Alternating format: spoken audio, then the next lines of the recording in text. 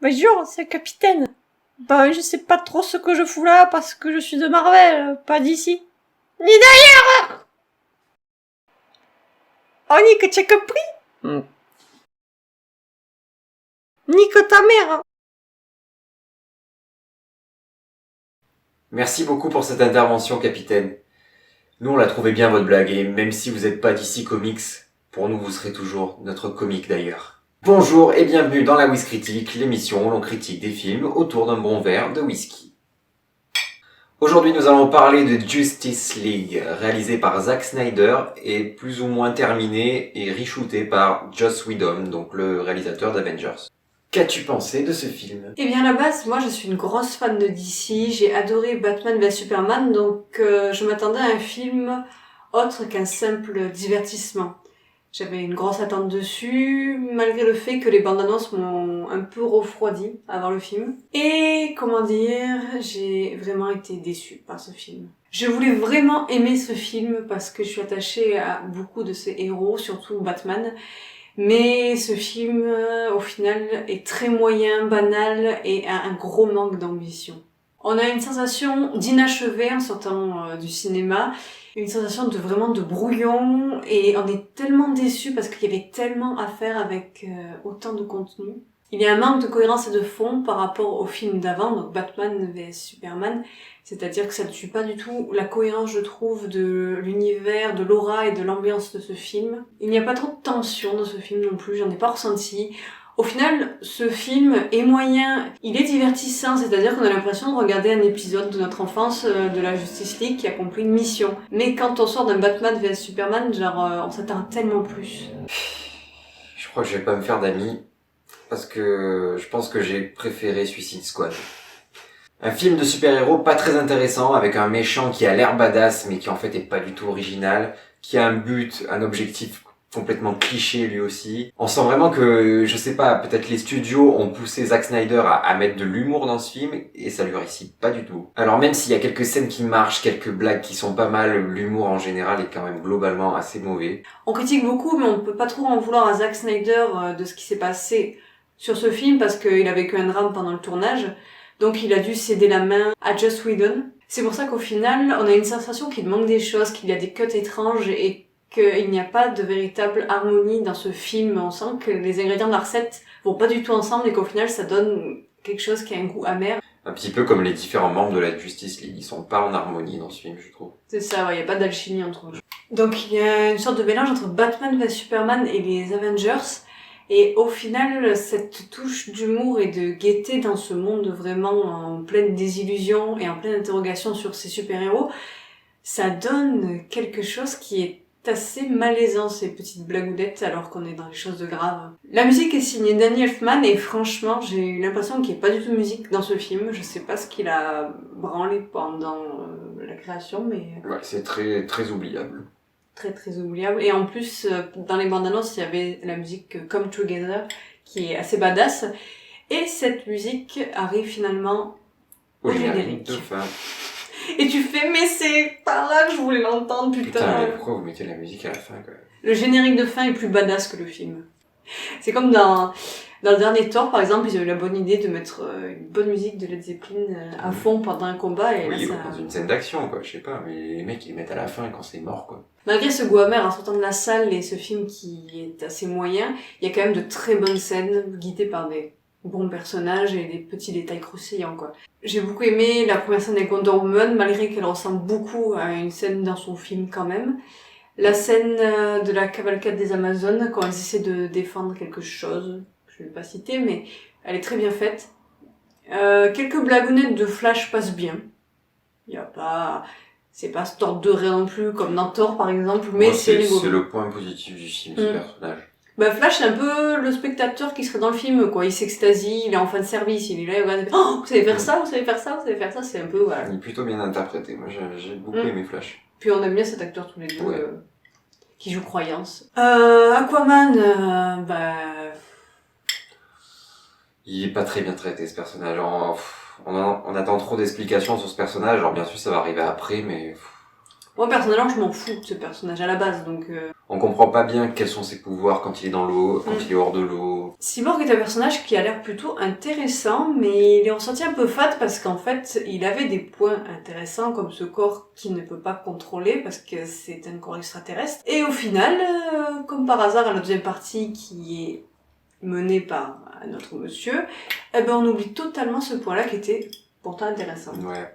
Ouais, Cyborg pourrait être intéressant. Il a des pouvoirs qui ont l'air intéressants, mais on nous explique pas assez en quoi ils consistent. Ben c'est encore ça, c'est le problème de la première et la deuxième partie. La première partie est un peu dans la continuité de Batman vs Superman, c'est-à-dire qu'on a encore un côté psychologique, interrogation, des illusions, plein de choses. Et la deuxième partie oublie complètement tout ça et là on part dans la baston, quoi. Quant à Batman et Wonder Woman, pour ma part, je les ai trouvés assez chiants. Moi, Batman, ça va, parce que je le trouve de plus en plus grognon, j'aime bien. Mais le problème, c'est que c'est un putain de personnage, et là, il est pas du tout mis en valeur, quoi. C'est Ah bah il se fait souiller, hein, donc c'est le seul qui a pas de pouvoir, donc... Ouais, mais il se fait souiller, mais le mec, il a des couilles, quoi. Il se prend des putains de coups dans les côtes et tout, il se relève et genre, ouais, moi aussi, je suis un dieu. Il aime ça. Nous allons à présent passer à la partie spoilers, donc si vous n'avez pas vu le film, il est l'heure de nous quitter. J'adore comment tu dis spoilers. Il est revenu parmi nous. Superman est de retour. Grâce à une batterie d'ordinateur. Et le souci, c'est que la manière dont il est de retour, dont il est ressuscité, ça nie complètement la fin de Batman versus Superman. Voilà, le twist de fin est complètement détruit par cette nouvelle cette manière dont il est ressuscité, parce que à la fin de Batman versus Superman, pour rappel, on voit la Terre au-dessus du cercueil de Superman bouger, donc on s'imagine que peut-être, je sais pas, il est encore vivant, ou alors il va ressusciter par je sais pas, grâce aux rayons du soleil, puisqu'on sait qu'une partie de ses pouvoirs viennent du soleil, donc pourquoi pas. Mais là, en fait, pas du tout. Ce twist de fin de Batman vs Superman ne servait à rien. Et la manière dont Superman est ressuscité est assez bizarre parce que en fait ça semble tellement simple leur plan qu'on se dit il va y avoir une couille dans le pâté, ils vont invoquer autre chose ou alors ça va pas marcher. Bon en fait si ça marche. Genre, YOLO. le mec il s'envole des coups genre ah bah ça a marché en fait on va ressusciter tout le monde comme ça. Ouais.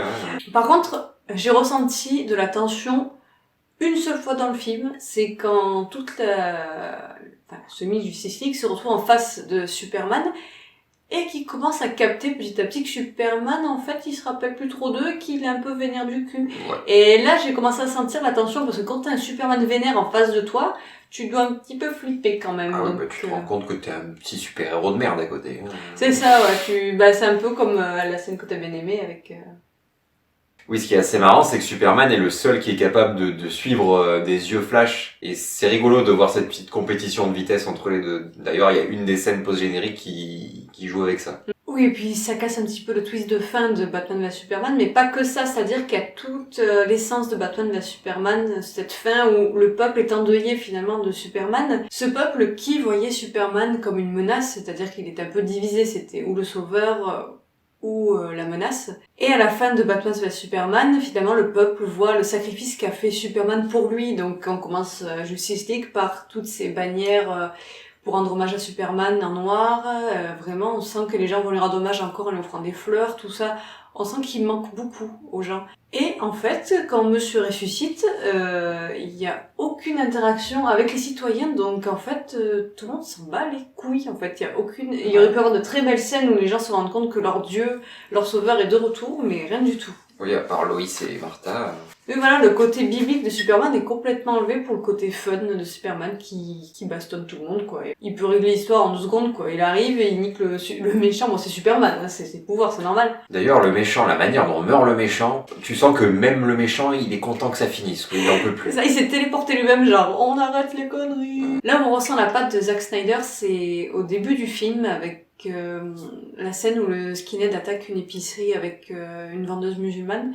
J'ai beaucoup aimé cette scène parce qu'elle me rappelle beaucoup le début du film Watchmen, justement, où il y a cette désillusion des super-héros, le super-héros qui disparaît et cette ville qui se retrouve livrée à elle-même dans l'injustice et la violence. Et je me suis dit, en voyant cette scène, vraiment, ouais, le film commence bien. On va partir dans du Watchmen, dans du Batman vs Superman, dans des thématiques de religion, de racisme et tout. Je me suis dit, ah, il y a peut-être moyen. Oui, d'ailleurs, la scène d'action aussi avec les Amazones et tous les super-héros qui viennent d'autres dimensions, qui combattent le grand méchant pour la première fois, fait un petit peu penser à 300. On a un petit peu retrouvé Zack Snyder aussi, là. Et fait beaucoup penser aussi au Seigneur des Anneaux. Au Seigneur des Anneaux, ouais, en termes d'histoire, quoi, parce que... Oui, parce que tous ces peuples qui se battent, après, ils le donnent à chaque peuple. Oui, chaque boîte est donnée à un tel peuple. La dernière scène post-générique, bon, d'ailleurs, c'est pas habituel que DC fasse des scènes post-génériques. Je trouve qu'elle est assez décevante. Toi, je pense que tu l'as trouvé un petit peu mieux parce que tu t'aimes beaucoup Lex Luthor, moi aussi. Ah, j'étais tellement heureuse de le voir, pourtant il a une petite tête de con, tu vois, mais Ouais. non, je l'aime beaucoup, Lex Luthor, même l'acteur, l'interprétation, tout ça. Oui, Et moi enfin, on voit un méchant potable, et en plus c'est Lex Luthor, C'est quoi. vrai. Donc voir la petite tête d'œuf de Lex Luthor m'a fait tellement plaisir, et là d'un coup, c'est, je crois, la deuxième fois dans le film que j'ai eu un petit brin d'excitation, j'ai fait, il va se passer quelque chose, mais c'est la fin en fait. On va peut-être voir le Joker. Ah ben non. Mm. Bon, on a droit à Lex Luthor qui est là avec... Nous devons créer la Ligue des méchants. Ils ont leur vie, pourquoi pas nous? Alors, pour conclure, ce sera un avis très très mitigé, très moyen et beaucoup de déception parce que moi, j'en attendais beaucoup, toi je sais pas... Ouais, j'avais été plutôt agréablement surpris par Batman v Superman, donc j'en attendais quelque chose, quoi. Mais... On attend de voir la suite de tout ça. Ouais, si tu devais donner une note à ce film, qu'est-ce que tu donnerais? Vraiment, je crois que je lui donnerais 11 sur 20. Ouais, j'étais pas loin aussi, moi je vois 12. 12, ouais. Parce que, bon, on peut pas lui cracher non plus à la gueule parce qu'il fait le taf. Donc, on attend les prochains d'ici avec impatience. Moi, ça m'a pas baissé le moral sur ça. J'attendrai toujours Batman avec impatience. Par contre, la 3D pue la merde. La 3D sert pour une chose, c'est à un moment, il y a Wonder Woman qui esquive une balle comme ça. La balle est très belle. Je vous conseille donc quand même d'aller voir ce film au cinéma parce que sur grand écran avec un bon son et tout, c'est quand même mieux pour un film de super-héros. Et je ne perds pas espoir pour la suite. Je suis un peu Superman ce soir. Je suis un peu super mal. C'est surtout super con. Alors, on va finir notre verre de whisky et retourner à la Batcave. On va finir notre verre de whisky tel Batman et Wonder Woman. On les a pas vu le finir, hein. Ouais. Petit joueur.